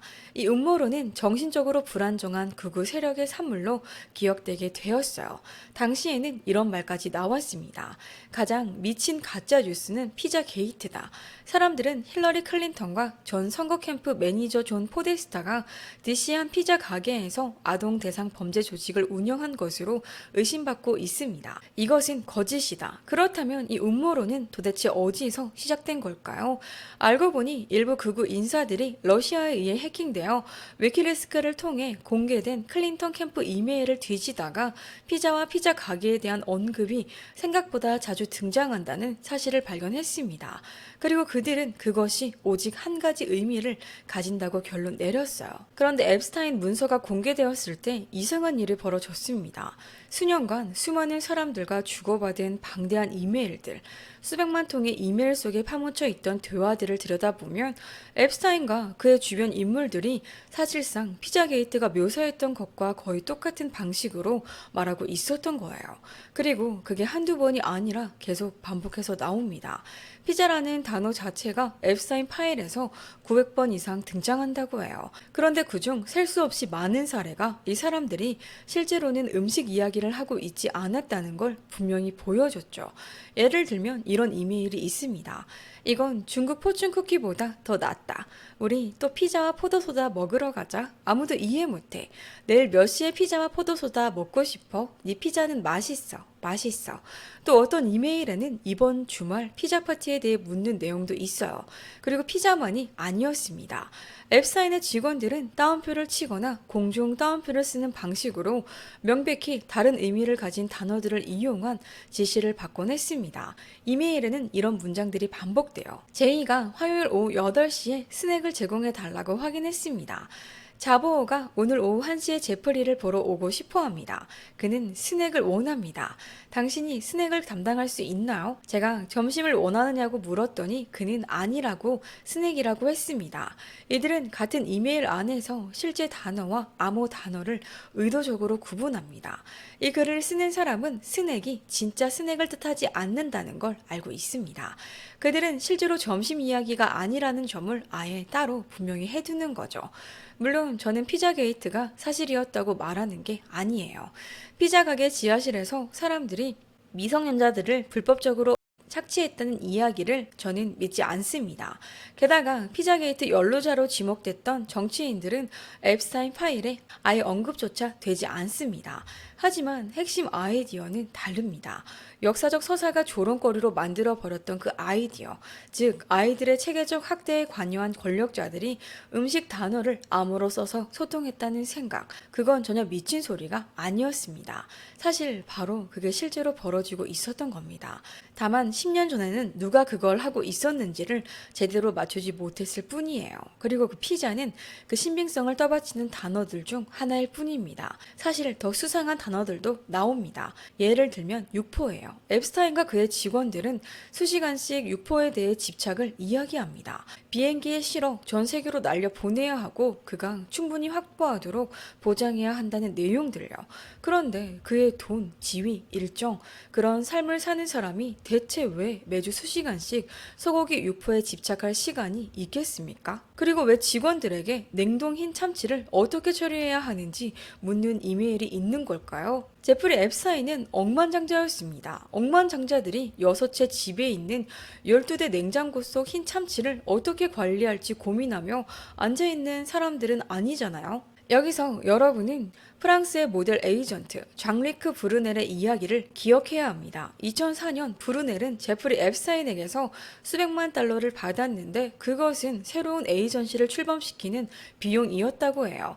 그 에이전시는 이후 놀드스트롬, 탈깃, 시어스 같은 세계 최대 리테일러들의 캠페인을 진행하게 됩니다. 동시에 앱스타인은 브루넬의 소녀들 1000명 이상과 를 가졌다고 말한 것으로 인용됩니다. 그 에이전시의 소녀들은 전 세계에서 자신의 집과 섬으로 비행기를 태워 데려오게 했다는 겁니다. 미국 당국은 이후 브루넬을 앱스타인의 공모자로 지목했습니다. 브루넬은 2019년 앱스타인의 죽음 이후 잠적했다가 파리에서 프랑스 국가 경찰에 체포됐고 재판을 받기도 전에 스스로 생을 마감한 것으로 알려져 있어요. 앱스타인이 육포를 비행기로 전 세계로 옮기는 이야기를 쓰고 냉동 흰 참치를 어디에 둘지 걱정하고 다른 엘리트들과 피자 파티를 계획하는 모습을 보면 이 단서들을 서로 연결하지 않기란 쉽지 않습니다. 그리고 어떤 순간에는 그들이 자신들이 하는 일을 전혀 숨기지도 않았어요. 2019년 2월 14일 앱스타인은 이런 이메일을 받습니다. 비키니 왁스를 할 수 없었어요. 털이 너무 짧아서요. 다음엔요, 선생님, 저는 이미 치과에서 아이를 기다리고 있어요. 그 다음은 치과입니다. 앱스타인의 이메일에서 치과는 거의 2000번 언급되죠. 그는 뉴욕의 치과에 다른 사람들을 보내는 이야기를 쓰기도 하죠. 그의 섬에는 치과방이 있었고 벽에는 그의 친구들을 닮은 가면들이 걸려 있었다고 해요. 한 이메일에는 그는 누군가에게 검열된 대상을 위해 치과에 2만 달러, 하나 2640만 원을 보내라고 말합니다. 앱스타인이 어떤 사람의 턱을 치과 의사가 부러뜨렸다고 불평하는 이메일도 있었고 간호사가 어떤 사람의 전신을 바늘로 찔렀다는 내용의 답장도 있었죠. 이건 완전히 악몽 같고 괴물 같은 끔찍한 이야기입니다. 그리고 저는 앱스타인이 섬에 있는 모든 것을 묻어버리고 썼던 이메일들까지는 지금 다룰 시간도 없습니다. 처리하기 싫어서 섬에 있는 걸 전부 묻으려 했던 것, 미성년자에게 암시하는 그림의 복제품을 구매하라고 직원들에게 지시했다는 내용까지 전해지죠. 그리고 마지막으로 제스 스텔리가 있습니다. 그는 2010년대 초 JP 모건 체이스에서 투자은행 부문의 CEO로 일했습니다. 그리고 JP 모건에서 그는 은행의 제프리 앱스타인의 계좌를 직접 관리했습니다. 여러 동료들이 수년에 걸쳐 여러 차례 앱스타인은 은행 고객이 되어서는 안 된다고 지적했음에도 스텔리는 앱스타인을 고객으로서 보호하고 옹호했다고 알려져 있어요. 은행 내부에서 앱스타인은 최대 옹호자가 제 스텔리였다고 해요. 그는 언젠가 제이미 다이먼을 이어 최고 경영자가 될 유력 후보로 꼽히던 인물이었죠. 은행 관계자들은 10년 넘게 앱스타인의 과도한 송금과 현금 인출을 불안하게 지켜봤어요. JP 모건은 결국 앱스타인의 거래를 10억 달러, 하나 약 1조 3천억 원 이상 처리했고 그의 수상한 활동에 대해 고위 경영진에게 경고했다고 해요. 하지만 최소 5년 동안 4차례 이상 은행 지도부는 그런 반대 의견을 뒤집고 계속 앱스타인에게 서비스를 제공했죠. 그리고 2023년 JP 모건은 앱스타인의 고소인 약 200명이 JP 모건이 10년 넘게 앱스타인의 범죄를 알면서도 가능하게 했다고 소송을 제기한 뒤 2억 9천만 달러, 하나 약 3,857억에 합의했습니다.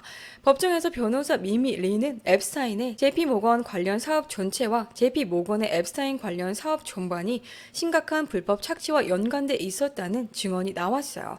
즉 JP 모건이 사실상 10년 동안 앱스타인의 범죄를 가능하게 했다는 취지였던 거예요. 그 사실이 공개될 무렵 스텔리는 이미 유럽 최대 은행 중 하나의 CEO로 자리를 옮긴 뒤였습니다. 하지만 그의 연루가 거기서 끝난 건 아니었어요. 새로 공개된 앱스타인 이메일들은 앱스타인이 단지 스텔리의 고객이었을 뿐 아니라 스텔리 역시 앱스타인의 고객이기도 했다는 정황을 보여줍니다. 2010년 앱스타인은 누군가에게 백설공주 의상을 입고 사진을 찍고 싶다고 이메일을 보냈죠. 그리고 한 달 뒤 스텔라는 이렇게 썼다고 해요. 재밌었어. 백설공주에게 안부 전해라고요. 앱스타인은 답합니다. 그 다음엔 어떤 캐릭터를 원해? 라고 해요. 그러자 스텔라는 말하죠. 미녀와 야수. 별도로 다른 누군가는 앱스타인에게 이메일을 보내 백설공주가 의상을 입자마자 말합니다. 이 스텔리를 상대로 한 민사 사건에서 제인도 1로 확인된 피해자는 스텔리가 자신을 의 피해자로서 직접 목격했으며 범죄 과정에서 공격적인 폭력을 사용했고 앱스타인이 너가 뭐든 원하는 대로 해도 된다고 허락했다고 말했다고 주장했어요. 다만 스텔리는 여전히 어떤 혐의로도 기소되지 않았어요. 그리고 이 모든 일들, 말 그대로 극도의 공포 위에서 관련 자료들은 계속해서 이어지며 또 다른 사실을 보여줍니다. 기소 전후 수년 동안 정부가 앱스타인의 존재를 사실상 외면한 결과는 그의 범죄가 계속되었다는 데서 그치지 않았죠. 그는 그보다 더 나아가 점점 더 광범위한 정치적 문화적 영향력까지 구축해 나가기 시작했습니다. 2011년 앱스타인은 빌 게이츠의 오랜 과학 자문가 보리스 니콜리치를 통해 23세 남성 크리스토퍼 풀의 소개를 받습니다. 풀은 이 시점에서 이미 유명했거나 정확히 말하면 악명 높았다고 해야 할지도 모르지만 2003년에 15세의 익명 온라인 포럼 4chan을 만들었고 타임이 선정한 2008년 가장 영향력 있는 인물로 뽑힌 적이 있었어요. 그리고 4chan은 시간이 흐르며 인터넷상에서 가장 문화적으로 영향력 있으면서도 동시에 가장 끔찍한 플랫폼이 됐습니다. 거기서는 가장 바이럴한 밈과 극단적 이념, 심지어 현실 폭력까지 낳는 온상이 됐다고 해요. 일부는 이를 온라인 문화의 정치의 가장 어두운 구석을 배양하는 인큐베이터로 묘사해요. 특히 4chan의 비보드는 2010년대 초 심각하게 부적절한 콘텐츠와 각종 불법 자료가 확산되던 공간으로 인식되며 언론의 주목을 받았죠. 그런데 니콜레치는 앱스타인에게 이렇게 썼어요. 네가 만나야 할 정말 멋진 애가 있어. 23살밖에 안 돼. 바이오 읽어봐. 앱스타인은 나중에 무트를 만난 게 좋았다고 말하며 그를 똑똑하다라고 부릅니다. 그는 이렇게 말했죠. 내가 그를 집까지 데려다 줬어. 아주 똑똑해. 난 그가 정말 마음에 들었어요 라고 해요. 이후 닉은 4chan에 대한 기사를 보내면서 이렇게 덧붙였죠. 이 기사는 내가 무트를 흥미롭다고 생각하는 이유를 설명해. 조작의 잠재력이 엄청나. 그리고 공교롭게도 크리스토퍼 폴이 앱스타인을 만난 지 딱 이틀 뒤 4chan은 훗날 가장 유명해질 보드를 열었다고 합니다. 바로 정치적으로 올바르지 않은 포럼 말이죠. 물론 그들이 만났을 때 앱스타인이 무트에게 무슨 말을 했는지 혹은 몇 번이나 만났는지는 알 수 없습니다. 다만 초서기 이후 그들이 여러 차례 만났다는 것은 확인됐다고 해요. 하지만 어쨌든 첫 만남의 타이밍은 묘하죠. 왜냐하면 2011년 10월에 개설된 Politically Incorrect 줄여서 폴은 곧 반유대주의와 백인 민족주의의 본거지로 알려졌고 전 세계에서 발생한 여러 중대한 폭력 사건들과 사상적으로 연관됐다는 지적까지 나오게 됐기 때문이죠. 그리고 거기서 끝나지 않았어요. 그 공간은 사실상 니콜리치와 앱스타인이 가능하다고 생각했던 그대로 조작의 잠재력이 엄청난 장소가 됐죠. 익명성과 고립감 속에 놓인 젊은이들이 점차 급진화되고 서로 연결되며 때로는 행동으로까지 이어질 수 있는 공간이라는 뜻입니다. 의심할 여지 없이 폴은 21세기 들어 지금까지 미국 정치 지형을 지배해온 포퓰리즘적 극단주의 물결의 탄생지라고들 해요. 시간이 지나면서 폴의 영향력과 파급력이 너무 커져 그것이 미국 정치에 미치는 불안정한 효과를 두고 정보기관의 프로젝트일 수도 있다는 관점이 무시하기 어려운 수준이 되었다고 해요.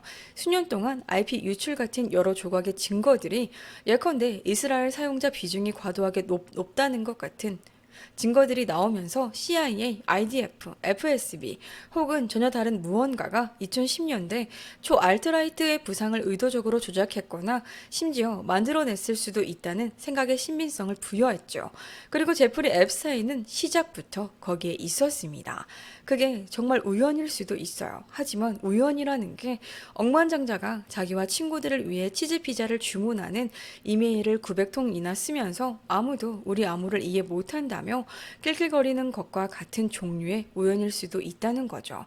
그러나 그 우연이 과연 얼마나 순수한 것이었는지는 여전히 많은 의문을 남깁니다.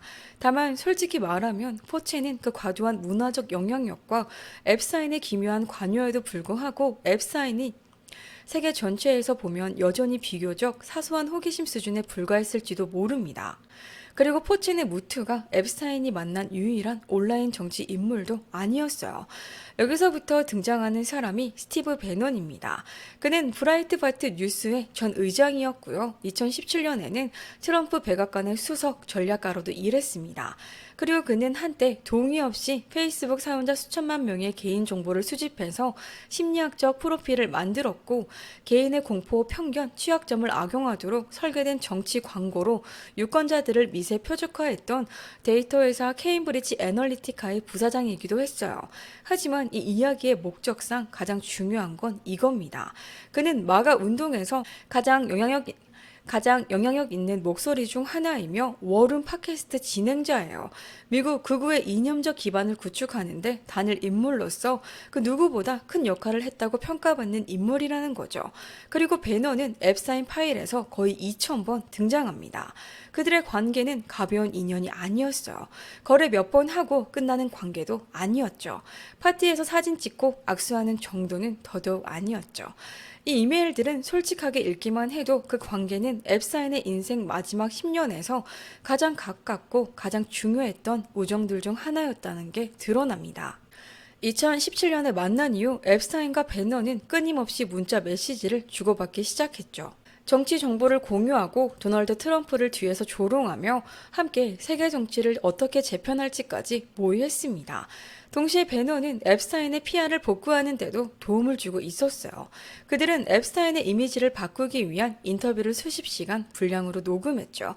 배너는 앱스타인에게 이렇게 말합니다. 다행히 당신은 매력적이야. 위협적이지 않아. 전혀 소름 끼치게 보이지도 않지. 당신이 악마 그 자체라고 Do 생각하나? you think you're the devil himself? 그러자 앱스타인은 이렇게 답합니다. No, but I do have a good mirror. 그리고 2019년 4월 배너는 앱스타인에게 이렇게 씁니다.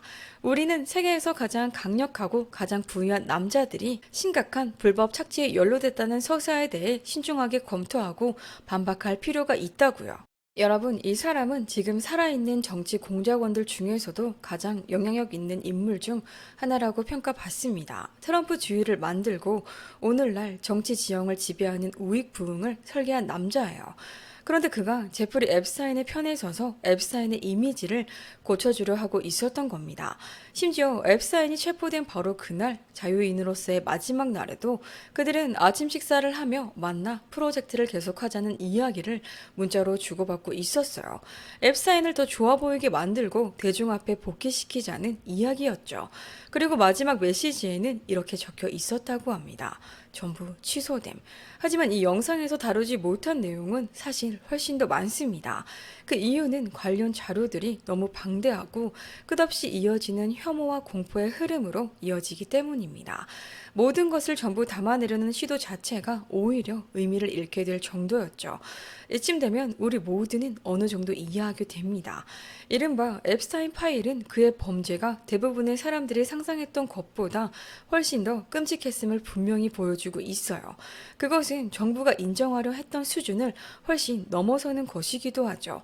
세상은 여러 차례 이를 멈출 기회를 가질 수 있었지만 결국 그 흐름이 계속되도록 허용했습니다. 그리고 앱스타인은 단순한 한 개인에 그치지 않았죠. 그는 어떤 방식으로든 누구도 예상하지 못했던 수준으로 세계 정치와 경제의 최상층과 연결돼 있었습니다. 지금 이 순간에도 기밀 브리핑을 마치고 나온 선출직 정치인들이 의미심장한 발언을 이어가고 있습니다. 9살 소녀에 대한 범죄의 증거를 봤다고요. FBI가 문제 소지가 있다고 분류한 자료가 약 14.6TB에 달하죠. 또한 검토가 완료되지 않은 불법 유해 아동 관련 자료로 표시된 폴더들이 수십 개 존재해요. 그리고 이 모든 것은 앱스타인이 살아있는 가장 강력한 사람들과 어울리며 어깨를 나란히 하는 장면들 사이에 끼어 있습니다. 더 소름 끼치는 건 이 모든 기록이 앱스타인이 이미 세상에서 모습을 감췄고 자신의 범죄로 인해 몰락한 인물로 여겨지던 시기에 벌어진 일들이라는 거죠. 그 시기에도 그는 여전히 빌 게이츠, 일론 머스크, 피터 틸 같은 거물들과 접촉하고 있었다는 이야기들이 전해집니다. 이스라엘의 전 총리가 그의 아파트에 수십 차례 머물며 기업 투자와 관련된 도움을 받았다는 주장도 있어요. 사우디의 억만장자들이 그가 섬을 매입하는 과정에 관여했다는 이야기 역시 나오죠. 아이러니하게도 이 모든 일은 그가 사실상 망명에 가까운 삶을 살고 있던 기간에 벌어졌다는 점입니다. 버락 오바마 백악관의 법률 고문은 그의 비행기를 타고 다녔고 그에게 키스 이모지를 보내고 핸드백과 신발 선물 좀 달라고 전화까지 했어요. 그리고 지금 현재 미국 상무장관인 그 남자는 앱스타인과 사업을 했고 아내와 아이들과 함께 그의 섬에서 휴가를 보냈다는 사실에 대해 선서하에 거짓말을 했죠. 그리고 테크 억만장자들도 있습니다. 오늘날 미국에서 과도 정치, 즉 올리가르히라 불리는 인물들, 정치에 과도한 영향력을 행사한 이 나라의 1,000억 달러 부자들, 약 144조 원대 자산가들입니다. 이들 거의 모두가 앱스타인이 사회적으로는 몰락했고 수치스러운 과거로 인해 어둠 속에 숨어 지내고 있었을 것이라 여겨지던 그 시기에도 수년 동안 그를 직접 만나고 있었다는 점입니다. 그런데도 이 모든 것에도 불구하고 우리가 지금까지 알게 된 사실들이 이렇게 많은데도 파일의 80%는 여전히 검열되어 있습니다. 미국 정부는 더 이상 이야기할 게 없고 애초에 앱스타인은 조직적인 불법 이동 작전을 운영한 적도 없다고 말합니다. 한편으로는 그의 고객들을 상대로 한 민사소송들이 여기저기서 합의로 끝나고 있어요. 앱스타인 파일이 그들의 반인도적 범죄를 드러낸 뒤 수십 명의 권력자들이 조용히 숨어버리고 있다는 말도 나오죠. 그래서 사람들이 앱스타인이 스파이였다고 생각하기 시작한 것도 전혀 놀랍지 않아요. 어쩌면 그가 모사드나 CIA를 위해 일했을지도 모른다는 상상 말입니다. 오늘날 정부가 보이는 태도를 보면 더 그렇습니다. 확인된 공범들 중 누구도 기소하지 않고 마치 아무 일도 없었던 것처럼 인정조차 하지 않는 태도요. 그들은 더 이상 기소도 없고 더 이상 파일도 없고 더 이상 기소장도 없을 거라고 선언했을 뿐 아니라 동시에 뉴멕시코에 있는 그의 거대한 목장 부지조차 조사하지 않았죠. 그곳에서 그는 수상하게도 8천만 달러짜리 약 1,150억 원 복권에 당첨되었고요. 성범죄 피해자들을 무력화시키는 데 사용된 것으로 알려진 식물을 재배했으며 뉴멕시코 주지사 본인까지 손님으로 죄어졌다는 이야기까지 나옵니다. 우리를 보호하기 위해 만들어졌다라고 하는 기관들, 법무부, FBI, 법원, 의회는 이 사건을 해결하지 못하는 정도가 아니에요.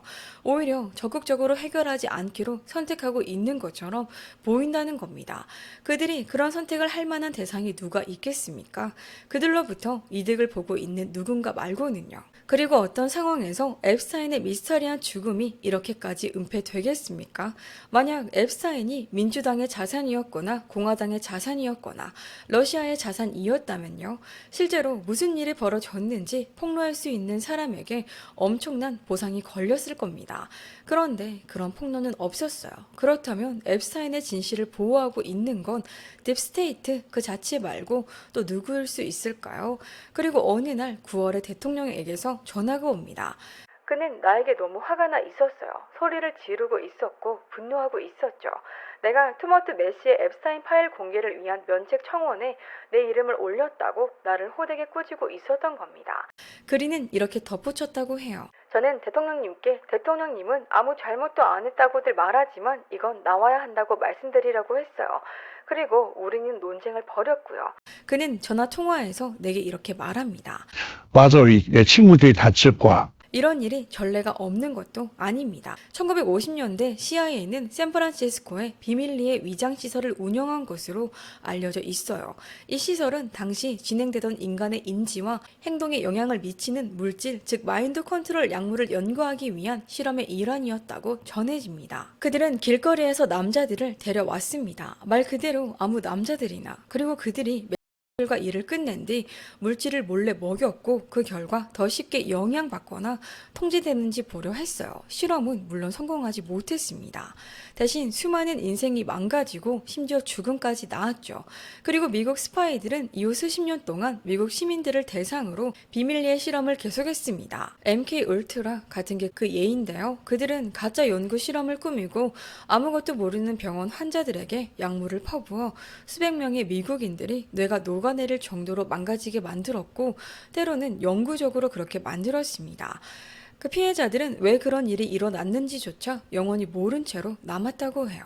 그래서 정보기관이 목적을 위해 무고한 사람들에게 상상도 못할 범죄를 허용할 수 있다는 생각은 공상과학이 아닙니다.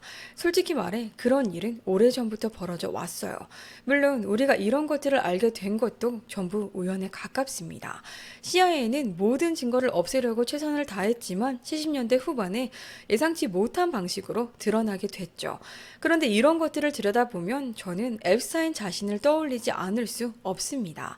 24살이던 앱스타인은 자신이 할 자격이 전혀 없는 일을 하게 됐는데요. 그를 채용한 사람은 미래의 미국 법무장관이 될 인물의 아버지였습니다. 그리고 그 아버지는 동시에 CIA가 생기기 전 미국 스파이 기관인 OSS에서 최근 일을 그만둔 사람이었어요. 그리고 앱스타인은 그 뒤 해고된 후 뉴욕에서 가장 권위 있는 회사 중 하나에서 은행가로 일하게 됩니다. 하지만 내부자 거래로 걸려 나가자 결국 떠나라는 요구를 받았다고 해요. 그 후 그는 사우디의 억만장자 무기상 아드난 카슈거지 밑에서 어떤 형태로든 일한 기록이 있습니다. 그 사건은 미국 정부, 특히 CIA가 국제적 금수 조치 중에 비밀리에 불법으로 이란에 무기를 판매했던 사건이었죠. 바로 이 무렵 여러 사람들이 기록으로 남기기를 앱스타인이 자신을 CIA 요원이라고 소개했다고 합니다. 또한 그는 서로 다른 이름이 적힌 여러 개의 여권을 가지고 있었고 실제로 사용한 것으로 알려져 있어요. 이후 그는 길레인 맥스웰과 장기적인 관계를 맺게 됩니다. 그녀는 로버트 맥스웰의 딸인데요. 로버트 맥스웰은 수억 달러 규모의 출판사와 신문사를 소유했을 뿐 아니라 이스라엘 정보기관과의 연출이 있었던 것으로 알려져 있었어요. 심지어 이스라엘 시민권자가 아니었는데도 이스라엘 대통령과 총리 그리고 현직 모사드 요원 6명이 참석한 이스라엘 국장으로 장례를 치렀다고 하죠. 하지만 맥스웰은 앱스타인과 크게 다르지 않은 죽음을 맞이한 것으로도 유명합니다. 90년대 초 사업의 재정 불안정 시기에 그는 카나리아 제도 근처에서 항해하던 중 보트 옆으로 미스터리하게 떨어져 사망했어요. 그와 동시에 그가 모사드를 상대로 갈취를 시도하고 있었다는 소문이 돌고 있었다고도 합니다. 그리고 그 뒤 앱스타인은 마치 마법처럼 대중 앞에서 믿기 어려울 정도의 부를 쌓기 시작했어요. 동시에 그는 세계에서 가장 인맥이 좋은 사람들 중 하나가 되어갑니다. 그는 자신의 개인 섬에서 대통령들을 접대하고 개인 보잉 전보 제트로 유명인들을 태워 날리고 교황을 만나고 이후 그는 대상으로 한 불법적인 행위 혐의로 체포되었지만 연방수사기관인 FBI가 수년에 걸쳐 축적해온 그 밖의 다수의 정황과 자료에 대해서는 결국 형사기소로까지 이어지지 않았다는 겁니다. 결국 그는 감옥형을 선고받지도 않습니다. 대신 카운티 구치소에서 하루에 몇 시간만 머무르고 나머지 시간은 사무실에서 예전처럼 미팅을 하며 보냈어요. 그리고 그가 출소한 뒤 범죄자로 등록하고 남은 생을 망명 상태로 살게 되었는데도 그는 오히려 더 많은 영향력을 쌓습니다. 세계에서 가장 부유한 남자들을 만나고 은행들이 그가 불법 이동을 계속하도록 사실상 눈 감아주게 만들었죠. 그들이 그가 하고 있다는 걸 알면서도 말이에요. 그리고 한편으로 그는 광범위한 정치적 상황들에 자신의 영향력을 행사하며 너무나도 노골적인 암호로 말합니다. 그 암호들이 시사하는 바는 그가 첫 번째 구치소 생활 이후에도 성범죄, 미성년자를 대상으로 한 범죄를 계속했을 가능성을 거의 확정에 가깝게 느끼게 합니다. 그리고 두 번째로 체포된 지 불과 몇 주 뒤 법정에서 자신의 날을 가져보기도 전에 앱스타인은 깜빵에서 스스로 생을 마감한 채 발견되죠. 그의 신체 상태에서는 그가 타인에 의해 해를 입은 것이 아니라 스스로 생을 마감했다는 공식 발표와는 상충되는 것으로 해석될 수 있는 정황이 일부 관찰됐다는 주장이 제기됩니다. 이 일련의 정황들을 따라가 보면 마치 스파이의 전기를 읽고 있는 듯한 인상을 받게 되는데요. 더 나아가 미국 정부가 제프리 앱스타인이 실제로 무엇을 하고 있었는지 또 그의 고객들이 누구였는지에 대해 명확한 설명을 내놓지 않은 채 설득력이 떨어지는 해명과 회피로 일관해 왔다는 점까지 더해지면 의문은 더욱 커집니다. 그 결과 앱스타인은 어떠한 범죄의 책임을 피해간 인물이 아니라 우리가 현재 이해하는 것보다 훨씬 더 거대 거대한 구조와 이해관계 속에 편입돼 있던 존재였던 것처럼 보이기 시작하죠. 그는 사실상 설명할 수 없는 이유로 부자가 되었습니다. 수십 년 전으로 거슬러 올라가는 국제 스파이 연루의 흔적이 있고 다른 사람들 앞에서 자신을 스파이라고 주장한 기록도 있어요. 2006년에 체포에 관여했던 여러 사람이 그가 얼마나 중요한 인물인지 때문에 사건을 더 추적하지 말라고 사실상 지시받았다고 말한 것처럼 첫 번째로 걸렸을 때 엄청난 봐주기를 받았다는 주장도 나옵니다. 그리고 그 다음 그들이 그를 다시 잡았을 때 그는 말 그대로 죽었습니다. 제가 말하고 싶은 요점은 앱스타인 파일이 단지 한 남자가 무엇을 했는지에 대한 이야기만은 아니라는 거예요. 이건 그 한 사람을 가능하게 만든 구조, 그리고 그 구조를 움직이게 한 선택들에 대한 이야기이죠. 앱스타인은 괴물이었습니다. 알겠죠? 어떤 사람들은 어쩌면 그는 먹었을지도 모른다. 어쩌면 뉴멕시코 지하 연구실에서 아이들을 길러냈을지도 모른다 같은 말을 하기도 해요. 그는 나쁘고 역겹고 끔찍합니다. 하지만 불행히도 그런 사람들은 삶의 한 부분처럼 존재해 왔습니다. 어떤 사람들은 억만장자이고 어떤 사람들은 아니에요. 그리고 그가 한 것 같은 일을 하는 사람들의 사례가 아예 없는 것도 아니죠. 예를 들어 여러분이 지미 세빈, 영국 라디오 진행자를 아는지는 모르겠습니다. 그는 수십 년 동안 수백만 명의 아이들을 누구도 그를 막지 못했죠. 끔찍하지만 이런 일들은 실제로 일어나기도 합니다. 하지만 이 이야기의 핵심은 괴물 그 자체가 아닙니다. 그 괴물을 가능하게 만드는 시스템에 대한 이야기예요. 이 이야기에서 저를 진짜로 불편하게 만드는 건 이것이 지금 우리가 살고 있는 세상이 어떤 곳인지 보여준다는 점입니다. 등록된 성범죄자가 감옥에서 나오자마자 2년 안에 지구상에서 가장 부유한 남자가 그의 섬에 가고 싶다고 구걸하는 일이 벌어질 수 있는 세상. 그리고 제가 계속해서 돌아오게 되는 지점도 바로 여기입니다. 이건 억만장자나 정치인이나 정보기관만의 이야기가 아니라 우리에 대한 이야기이죠. 앱스타인 사건이 죽지 않는 이유는 사람들이 음모론에 집착해서가 아닙니다. 사람들이 심심해서도 아니고 편집증적이어서도 아니에요. 누군가를 탓할 대상을 찾고 있어서만도 아닙니다. 우리가 어릴 때 그들은 우리에게 세상이 공정하다고 말했기 때문입니다. 열심히 일하면 좋은 일이 생긴다고 배웠어요. 권력을 진 사람들은 그 자리를 얻을 자격이 있어서 거기 있고 우리를 지켜주기 위해 거기 있다고요. 시스템은 제대로 작동하고 있고 세상의 흐름은 결국 정의를 향해 나아간다. 그런 말들을 우리는 아무 의심 없이 받아들여왔죠. 어리니까 태어나 처음 마주한 이 세상을 믿을 수밖에 없었기 때문이다. 그런데 시간이 지나면서 아주 천천히 그리고 한 조각씩 뭔가가 어딘가에서 어긋나 있다는 사실을 깨닫기 시작했죠. 우리는 이런 장면들을 반복해서 보게 됩니다. 보통 사람이라면 수십 년형을 피하기 어려운 일을 저지른 억만장자가 놀랄 만큼 가벼운 처벌로 상황을 정리하는 모습 말입니다. 정치인들은 카메라 앞에서 거짓을 말해도 좀처럼 책임을 지지 않죠. 기업이 강과 토양을 오염시켜도 처벌은 벌금으로 끝나는데 그 액수조차 그들의 재무제표에선 햄버거 한 끼의 값처럼 느껴질 정도입니다. 그럴 때마다 우리는 같은 설명을 듣습니다. 예외적인 사례일 뿐이다. 시스템은 완벽하진 않지만 그래도 작동하고 있다고요. 하지만 제프리 앱스타인이라는 이름이 등장하면서 상황은 달라졌습니다. 그동안 일부 과격한 사람들이 떠드는 이야기쯤으로 치부되던 의혹들이 사실일지도 모른다는 생각을 하게 만드는 명확하고도 부정하기 어려운 정황들이 하나둘씩 쌓이기 시작했기 때문이죠. 규칙이 전혀 적용되지 않는 권력의 수준이 있다는 것, 지구상에서 가장 취약한 이들, 보호받아야 할 사람들에게 상상하기 어려운 범죄가 가해졌음에도 아무 일도 일어나지 않는 것처럼 보이는 지점 말입니다. 이것은 시스템이 고장나서 벌어진 일이 아니라 오히려 시스템이 설계된 대로 작동했기 때문에 가능했던 일처럼 보여요. 그 시스템은 위에 있는 사람들을 보호하도록 움직였고 그 결과는 우리 모두가 누려야 할 자유와 권리가 보장된 세계에서 살아갈 권리를 침해하는 것처럼 느껴집니다. 만약 제프리 앱스타인과 같은 인물들이 타인의 자유와 권리를 심각하게 침해하고도 실질적인 책임을 지지 않는 구조가 존재한다면 그것은 개인의 범죄를 넘어선 문제입니다. 그래서 사람들이 이 사건에 관심을 갖는 것이며 그래서 이 이야기는 쉽게 사라지지 않는 것입니다. 사람들이 앱스타인 개인이나 그의 범죄에 집착해서가 아닙니다. 그는 이미 사망했죠. 사람들이 계속해서 질문을 던지는 이유는 이 사건이 우리가 살아가는 세계의 구조에 대해 무엇을 말해주고 있는지 그 의미가 너무 크기 때문입니다. 지금 이 순간에도 막대한 불을 쌓고 아무런 제약 없이 살아가는 강력한 인물들이 존재합니다. 그들에 대해 제기된 의혹들은 극단적이지만 그럼에도 정의가 실현되지 않았다는 사실이 사람들을 분노하게 만들죠. 그래서 어떤 이들은 우리가 이 분노를 내려놓기를 바랍니다. 세상은 원래 이런 것이라 라며 받아들이고 아무것도 바꿀 수 없다고 믿기를 원하죠. 어쩌면 그 말이 맞을지도 모릅니다. 저는 그냥 유튜브 하는 사람일 뿐이고 누구도 체포할 수 없습니다. 봉인된 기록을 열 수도 이미 벌어진 일을 되돌릴 수도 없죠. 하지만 한 가지는 할 수 있습니다. 침묵하지 않는 것. 이 이야기가 잊히도록 내버려 두지 않는 것 말이죠. 이렇게는 말할 수는 있습니다. 무슨 일이 벌어졌는지 보세요. 누가 알고 있었는지 보세요. 누가 여전히 아무 일 없다는 뜻 살아가고 있는지 보세요.